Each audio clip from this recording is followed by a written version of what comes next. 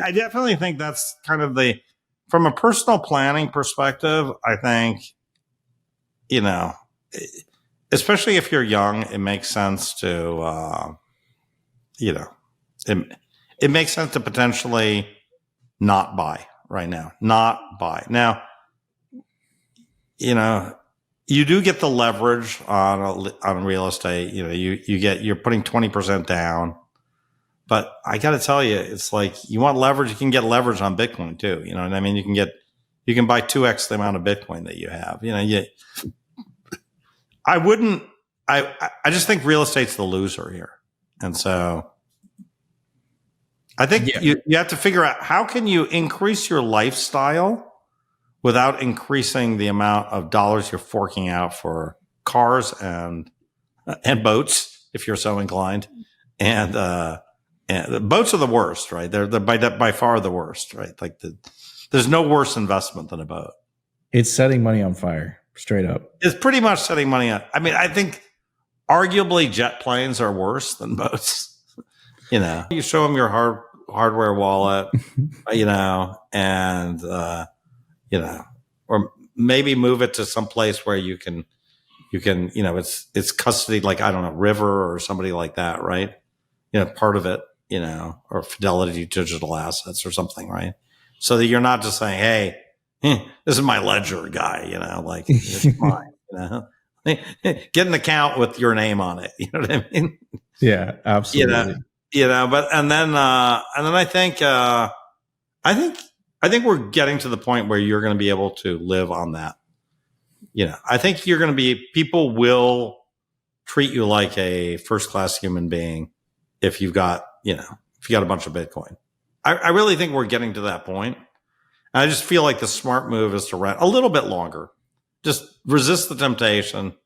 Maybe it's only a year. Maybe it literally might be at 12 months, right? Yeah. It might be 12 months, so it's just like this could be the worst timing of your life if you buy that. And I agree with that assessment 100%. And so, but if you're under 30, you got 30 years. So, yeah, you really need to think of it. The one thing you don't want to do is touch that Bitcoin. Like you really want to put that thing in a vault and have it time locked for 30 years almost. That would almost be the best scenario for you. Yeah. And let me ask you something else, Fred. How much Bitcoin, regardless of age, today, if you wanted to retire and live a upper class lifestyle in one of the, global world cities, how much Bitcoin do you think you would need to retire today, essentially, to live that lifestyle? Because you and I both know, the cost of living in LA, Miami is like, you go to a bar, it's $40 a drink, right? That's the norm. I know it's very alien. Going up going up. It's not going down. Yeah, that's the norm. I grew up with that when I was, when I was going out and, it's like, I get heart palpitations whenever I look at your portfolio, and I'm like, yeah, don't worry about it. Like, we listen to Bitcoin content in order to reinforce our beliefs and entertain along the way. That was a very good assessment. I completely agree with that. I want to tell you about the best place to build your automatic self-custody Bitcoin stack. I'm talking about BitcoinWell.com.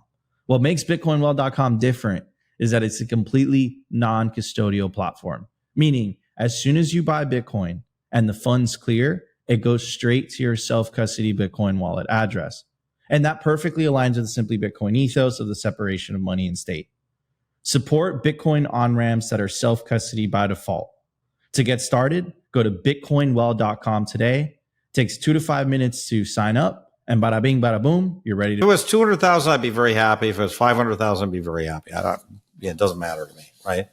I definitely don't think right now that 2026 will be a down year. So I don't think that the mining cycle or anything has anything to do with anything at this point.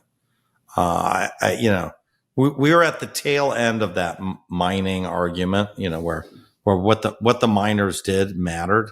I don't think it matters anymore. So I think we just have to get rid of the cycles idea. Like I understand we've had it. We've had it for the first 3 cycles, really bad, that there was, this was, but I don't think it matters right now. I just don't think it matters. I really don't. So, I think the real question is not, how much do we get next year? I think the real question is, how long does everybody else on Bitcoin, right? That's the most important thing.